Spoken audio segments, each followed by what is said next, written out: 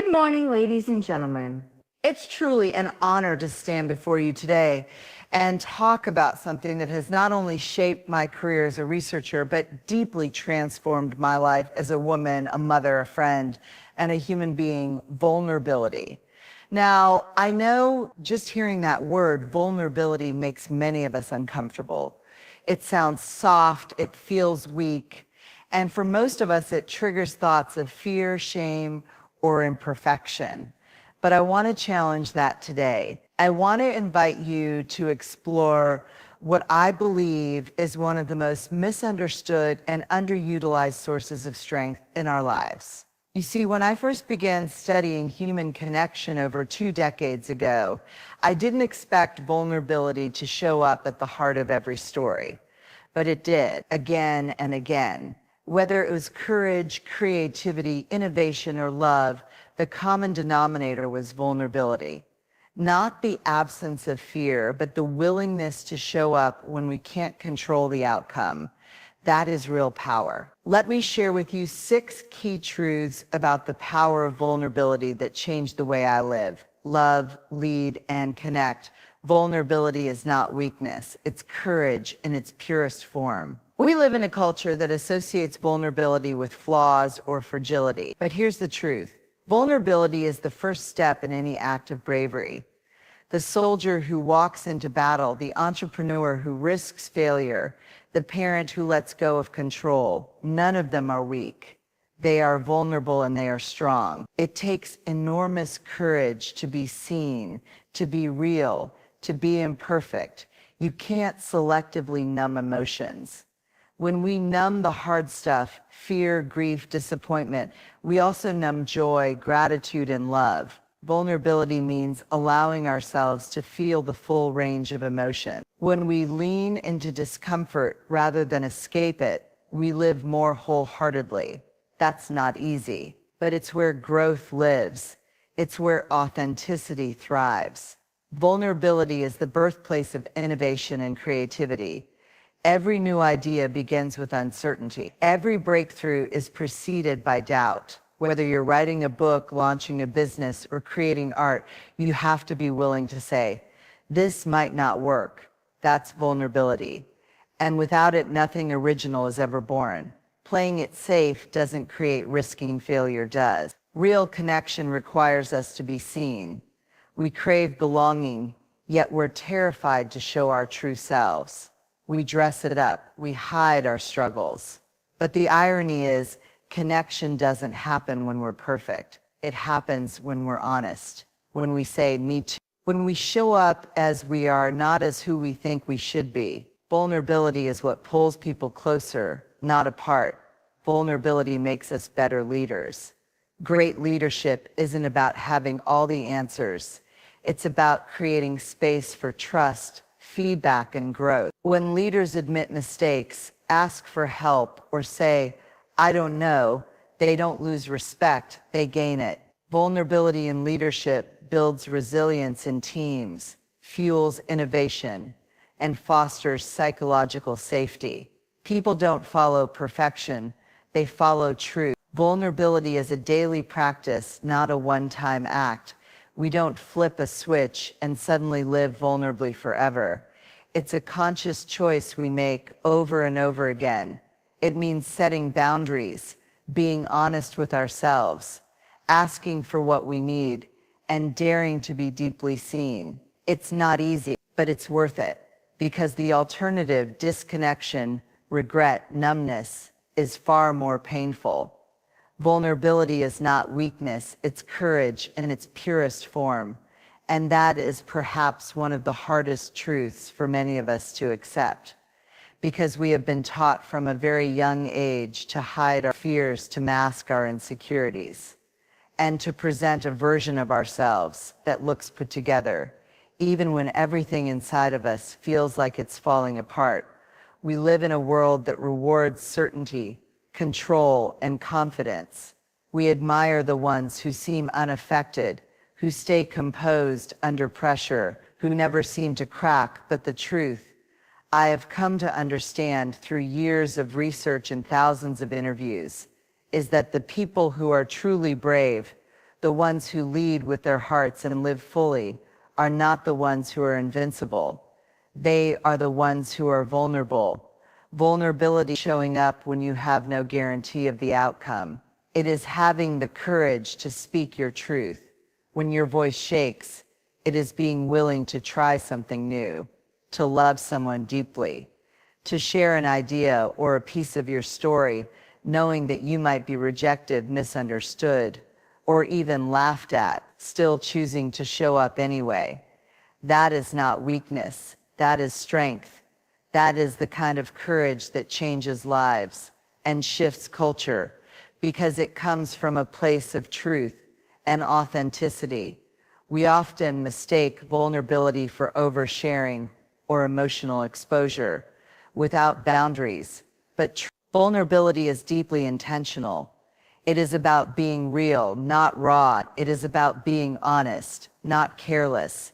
It requires discernment and strength, and more than anything, it requires us to believe that who we are without the armor is enough in a society that tells us to strive for perfection. Vulnerability is a radical act of self-acceptance, and that is where courage begins.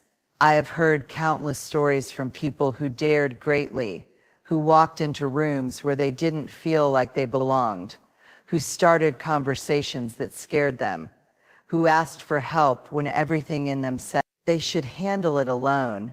And do you know what happened? They discovered that courage isn't the absence of fear. It is feeling fear and choosing to act anyway. They discovered that vulnerability opened doors to real connection, to understanding, to empathy, and to unexpected strength. When you allow yourself to be vulnerable, you give others permission to do the same. You become a mirror of honesty, and that honesty is what creates trust and connection. Whether in relationships, in leadership, in parenting, or in creativity, vulnerability makes us human. And in our humanity, we find power, resilience, and we find joy. The most powerful moments in our lives are often the ones where we were the most uncertain, the most exposed, the most afraid, and yet we leaned in and chose to keep going. And that is what makes us truly brave. So the next time you feel like shrinking back or hiding your truth, remind yourself that vulnerability is not a sign of weakness. It is the clearest evidence that you are alive, that you care, and that you are willing to try again and again in a world that desperately needs more real, more honest, and more heart. That is the kind of courage that truly matters. Can't selectively numb emotions. And this truth changed everything for me, because we often believe that we can turn off only the pain, only the discomfort, only the parts of our lives that feel too hard to hold. We think we can silence grief without affecting joy, that we can push away shame without touching love or gratitude. But our emotional lives don't work that way. Emotions are not on separate switches. They are all connected, all tangled up. And when we numb one part, we inevitably numb the others as well. Most of us have become masters at avoiding pain. We scroll, we binge, we stay busy, anything to distract ourselves from discomfort. And sometimes it works in the short term. We don't have to sit with the ache or confront the fear or deal with the heartbreak. But what we don't realize is that in trying to avoid the hard stuff, we are cutting ourselves off from the good stuff too, flattening our emotional experiences and robbing ourselves of the full richness of being human. I've met so many people who say, I just want to feel okay. I don't want the highs and lows. I just want to be steady and safe. But life isn't designed for flatness. Life is designed for depth, for meaning, and for emotional range. We are meant to feel it all, the sorrow and the laughter, the heartbreak and the wonder. And when we block out one side of the spectrum, we lose access to the other. When we numb vulnerability, we also numb joy, because joy is vulnerable. Think about it. Some of the most joyful moments in our lives are also the most uncertain. Holding your newborn child and wondering if you're enough, falling in love and not knowing if it will last, starting something new and believing in it even though you might fail. Joy is not a guarantee. It is a risk. And if we don't allow ourselves to be vulnerable, we will never fully feel joy. We numb to protect ourselves from pain. But in doing so, we build walls around our hearts. And those walls don't just keep out hurt, they keep out connection. They keep out love. They keep out the moments that make life feel real and whole and beautiful, sometimes messy and heartbreaking too, but always worth it. True emotional resilience doesn't come from avoiding pain. It comes from learning how to feel pain and still move forward. It comes from sitting with your feelings instead of stuffing them down, from allowing yourself to grieve, to be disappointed, to be afraid, and trusting that these feelings will not destroy you, but instead shape you into someone more whole. So if we want to live fully, if we want to experience the deep joy and love and meaning we crave, we have to stop numbing. We have to get honest with ourselves about what we're avoiding and why, and we have to be willing to feel it, all, the hard, the beautiful, the complicated, because that's what it means to be alive, and that is what makes our lives truly our own. Vulnerability is the birthplace of innovation and creativity, and yet it's the very thing we're often afraid to embrace, because stepping into creativity means stepping into the unknown. It means saying, I have an idea, but I don't know if it will work. It means opening yourself to feedback, criticism, and even failure. And none of that feels comfortable, but it's necessary, because without vulnerability, there can be no true innovation, no meaningful art, no brave new thinking. Every breakthrough starts with a risk, and every risk begins with a willingness to be vulnerable. In our culture, we often celebrate the end result. We admire the invention, the masterpiece, the bold new solution. But what we don't see is the process, the messy, uncertain, fragile beginning, where someone chose to say, I'm going to try, even if it might not work. They chose to show up before they were ready. They shared something that could be judged, laughed at, or ignored, and they did it anyway, not because they knew it would succeed, but because they believed it mattered. And that is the heart of vulnerability. Think about any creative act, whether it's painting, writing, designing, speaking, leading, or problem solving. It requires putting something out into the world that didn't exist before. It means giving form to something lived inside of you, a thought, a vision, a dream. And once it's out there, it no longer belongs only to you. It's open to interpretation and evaluation and rejection. And that is terrifying, but it's also the only way we ever move forward, the only way we grow, evolve, and contribute something new.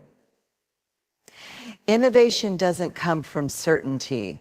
It comes from curiosity, from asking what if, from imagining something better, and then daring to act on that vision, even when there's no promise of success. And creativity doesn't flourish in environments where people are afraid to speak up or share their unfinished work. It grows in spaces where vulnerability is respected, where people feel safe to say, I don't know, or I need help, or here's an idea I'm not sure about yet, but I'd like to try. I've talked to so many leaders, artists, teachers, and entrepreneurs, and what they all have in common is not fearlessness, but the courage to show up in their fear, They know that real creativity requires risk, and that rejection is part of the path they've learned to tolerate. Uncertainty, not because it's easy, but because what's on the other side matters too much to play small. They understand that if you're not willing to be vulnerable, you'll never create anything truly original. You'll only replicate what's already been done. So if you're waiting for the fear to go away before you create, or for the idea to be perfect before you share it, or for the conditions to be safe before you innovate, you're waiting forever. Vulnerability isn't the obstacle to creativity, it's the gateway. And when we honor it, when we allow ourselves to lean into it, we unlock something powerful, something transformative, not just in what we create, but in who we become in the process. Real connection requires us to be seen, and this is one of the most powerful truths we can understand if we want to live meaningful, fulfilling lives. Because at the heart of everything we do, at the core of every relationship, every partnership, every moment of belonging, is the desire to be known, not for the mask we wear or the role we play, but for who we truly are. Deep down, when we strip away the expectations and the fear, when we stop performing and start revealing, we spend so much of our lives trying to protect ourselves from rejection. We build walls, we curate our image, we say what we think people want to hear, and we hide the part of ourselves that feel messy or not good enough. We believe that if we show our flaws, we will be judged. If we show our pain, we will be seen as weak. And if we show our true selves, we won't be loved. So we play it safe, we stay on the surface, and then we wonder why we feel disconnected, lonely, unseen. But the irony is that real connection never comes from perfection. It comes from honesty. It comes from showing up and saying, here I am, not perfect, not finished, not always okay, but real. And when we do that, we invite others to do the same. Vulnerability is the invitation that says, I trust you with who I am. And that trust is what creates intimacy, not just in romantic relationships, but in friendships, in families, in teams, in communities. I've heard countless people say, I want deeper relationships. I want to feel close to others. I want to belong. And my response is always the same: willing to be seen. Are you willing to let people in, not just to the parts of you that are polished and strong, but to the parts that are still in process, the parts that are scared or grieving or uncertain? Because that's where connection happens. It's not in the highlight reel. It's in the moments. It's in the shared laughter and the shared tears, in the silence and the courage it takes to break it. When we are vulnerable with others, we create a space where empathy can grow, where compassion becomes possible, because people don't connect with perfection. They connect with struggle, with truth, with shared humanity. The friendships that change us, the relationships that heal us, are never the ones built on image. They're the ones where we said something scary, or asked for help, or admitted we were hurting, and the other person didn't turn away. They leaned in and stayed.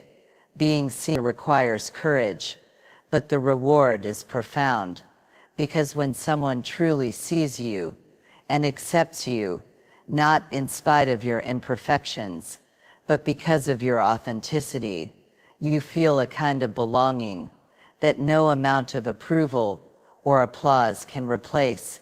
And when you do that for someone else, when you hold space for their truth, you give them a gift that can change their life. So if you're craving connection, don't wait to be perfect. Be willing to be real. Let people see you, not just the version you think they'll love, but the person you truly are. And in doing so, you'll find that the connections you will be deeper, stronger, and more life-giving than anything that comes from hiding. Vulnerability makes us better leaders, and this is one of the most transformative lessons we can embrace in our workplaces, our homes, and our communities, because for far too long, we've been sold a version of leadership that prizes control, certainty, and invulnerability. We've been taught that to lead well, we must always have the answers. We must be unshakable. We must lead from strength and never reveal weakness. But real leadership, the kind that builds trust, inspires teams, and drives meaningful change, doesn't come from pretending to be perfect. It comes from being human. A leader who is vulnerable doesn't mean a leader who is unprepared or overly emotional. It means a leader who is authentic, a leader who is willing to say, I don't know, but I'm willing to learn, or I made a mistake, and here's how I plan to make it right. It means showing your team that you don't have all the answers, but you believe in the collective wisdom and resilience of the group that's leading with courage, that's leading with heart. When leaders try to project invulnerability, they create a culture of fear and silence. People stop taking risks.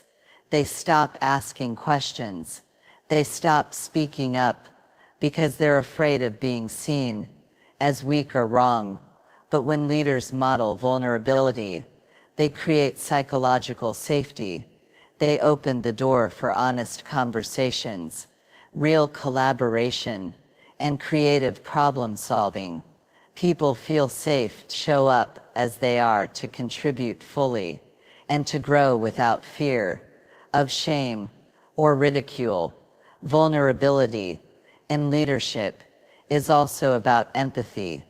It's about listening more than talking, being willing to sit with discomfort, and holding space for other people's experiences without rushing to fix or control it. It means recognizing that our teams, our families, our communities are made up of human beings who are doing the best they can and who need to be seen, heard, and valued, not just managed or measured. Some of the most effective leaders I've ever met were not the loudest in the room. They were the one who could sit across from a team member and say, I see you, I hear you, and I appreciate what you bring, even when things are hard, especially when things are hard. They lead not through fear, but through trust, not through authority, but through connection. And that kind of leadership is not only more sustainable, it's more impactful because it taps into something deeper. It taps into the human spirit. If we want to build organizations where innovation thrives, where people are engaged, and where culture is healthy, we must stop pretending that leadership is about having it all figured out and embracing the truth that leadership is about showing up, being seen, and creating spaces where others can do the same. Vulnerability doesn't make us weaker leaders. It makes us honest, relatable, and trustworthy. And those are the qualities that people will follow, not just because they have to, they want to. So let us redefine what leadership means, not as a performance, but as a practice, not as perfection, but as presence. And let us remember that our greatest strength as leaders will never be in how invulnerable we appear, but in how bravely we are willing to show up with our whole hearts. Vulnerability is a daily practice, not a one-time act. And this truth is essential if we want to live with authenticity and courage, because so often we treat vulnerability like a moment, something we do once, when we finally gather the nerve to speak up or share our story. And then we hope that we never have to do it again. We think that one act of bravery should carry us for the rest of our lives. But vulnerability doesn't work that way. It's not a checkbox. It's a way of living, a commitment to show up every day, even when it's uncomfortable, even when it's scary, even when we feel exposed, unsure. It's easy to be vulnerable, once to open up in a moment when the stars align and we feel just brave enough to be honest. But what happens the next day or the next week when fear creeps back in, when we wonder if we said too much or showed too much or trusted the wrong person?